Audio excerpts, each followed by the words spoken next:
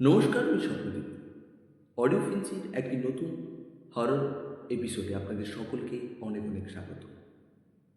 চলুন, আজকে শুনবেন আমার কণ্ঠে প্রথমবারের জন্য এক হরর স্টোরি, যার নাম অপেক্ষারত যাত্রী।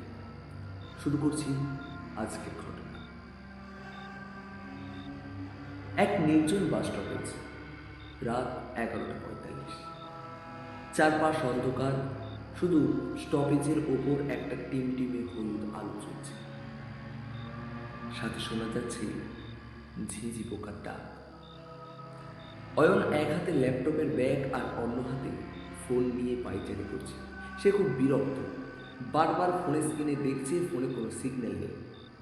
অয়ন তখন নিজের মনে মনে বলতে থাকে, ধ্যাৎ, এই মাঝরাতে বাস নষ্ট হওয়ার কোনো মানে হয়?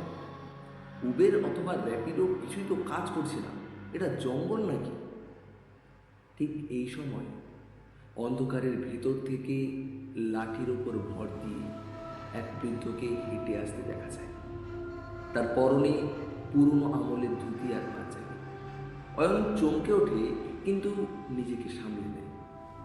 অয়ন বলে, দাদু শুনুন, এখান থেকে কি কোনো লোকাল বাস বা ট্যাক্সি পাওয়া যাবে এখন? বৃদ্ধ শান্ত গলায় তাকে উত্তর দেয়, বাস তো শেষ হয়ে গিয়েছে বাবা, শেষ বাসটা রাত 11টায় ছেড়ে যায়। অয়ন বলে, সর্বনাশ, তাহলে এখন উপায়? আপনার কাছে কি কোনো লোকাল ড্রাইভারের নাম্বার হবে? বৃদ্ধ একটু হেসে বলে, নম্বর দিয়ে কি হবে, এই কুয়াশার রাতে কেউ আসবে না। তুমি চাইলে আমার সাথে ওই ভাঙা জমিদার বাড়ি পর্যন্ত আসতে পারো, ওখানেই রাতটা কাটিয়ে নি। অয়ন সন্ধ্যের চোখে বলে ওঠে, না না, ঠিক আছে, আমি বরং অপেক্ষা করি, দেখি যদি কোনো ট্রাক ফ্রাক পাওয়া যায়। বাস স্টপেজে সময় বাড়তে থাকে, ঘড়ি কাটায় 12:15। কুয়াশা আরও ঘন হয়েছে। অয়ন আর বৃদ্ধ পাশে দৃষ্টিতে সামনের অন্ধকারের দিকে তাকিয়ে আছে। অয়নের একটু অস্বস্তি হচ্ছে। অয়ন বলে ওঠে, দাদু, আপনি মাঝরাতে একা এখানে কি করছেন?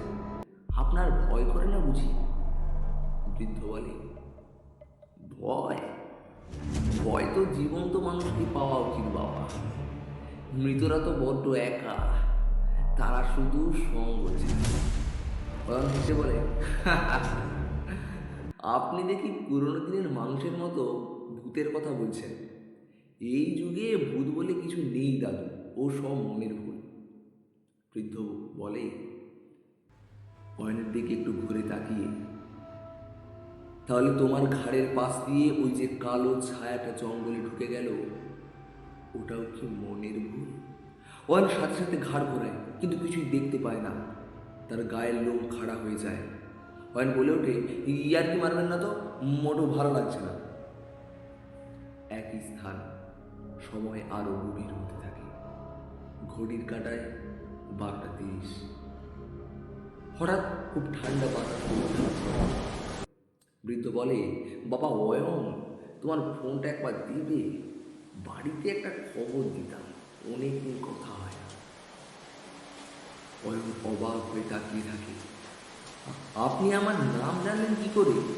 আমি তো আপনাকে বলিনি। বৃদ্ধ কোনো উত্তর দেয় না, শুধু হাত বাড়িয়ে ফোনটা চান। অয়ন ভয়ে ভয়ে ফোনটা দেয়। বৃদ্ধ ফোনের স্ক্রিনের নম্বর ডায়াল করেন না, শুধু স্ক্রিনটা নিজের মুখের সামনে ধরেন।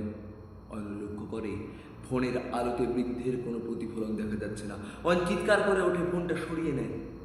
অয়ন বলে ওঠে, আপনি আপনি কে? আপনার ছায়া কেন পড়ছে না?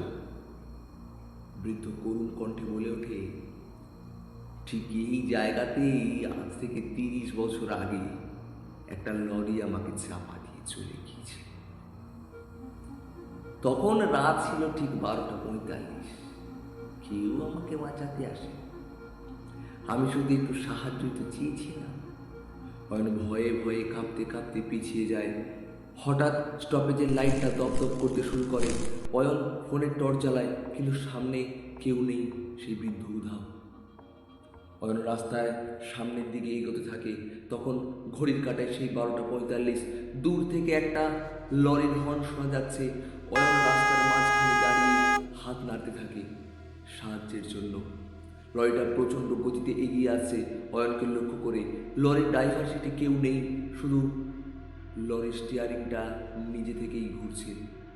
অয়ন বাঁচার জন্য দৌড়াতে শুরু করে, কিন্তু সে পালাতে পারে না। সে যেখানেই যায় বারবার সেই স্টপেজেই ফিরে আসে, আর পেছন থেকে দেখে সেই বৃদ্ধের অট্টহাসি তাকে গভীর হৃদয়ে অনুধাবন করছে। বৃদ্ধের কণ্ঠস্বরে শোনা যায়, অন্ধকার থেকে ভেসে আসছে, তুমি বলেছিলে না ভূত নেই, আজ থেকে তুমিও আমার মতো অপেক্ষা করবে বাবা, ঠিক এই বাস স্টপেজে আমার সাথে বসে। লরির হেডলাইটের আলোর স্কিন সাদা হয়ে যায়। তারপর সব অন্ধকার, শুধু অয়নের একটা আর্তনাদ, কিছু সময়ের জন্য সবকিছু নিস্তব্ধ।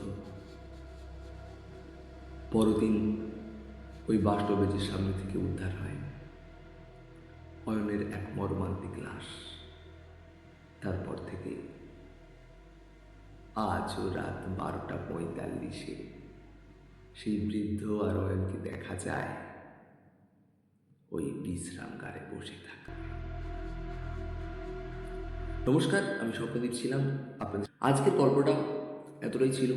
আমি জানি খুব লেট হয়নি, কারণ আমার অবশ্যই প্রথম ভয়েস, এবং আজকে আমি ফার্স্ট করলাম, এটা রেকর্ড করলাম। জানি না কতটা কি করতে পেরেছি। আর অবশ্যই যদি ভালো লেগে থাকে আমাদের চ্যানেলটাকে অনেকটা গ্রো করতে আপনারা সাহায্য করতে পারেন। কীভাবে সাহায্য করতে পারেন, এটা লাইক করে, একটা কমেন্ট করে, এবং অবশ্যই একটা সাবস্ক্রাইবের মধ্য দিয়ে আপনারা করতে পারেন। দেখা হচ্ছে ঠিক আগামীকাল, অর্থাৎ শনিবার দেখা হচ্ছে আবার।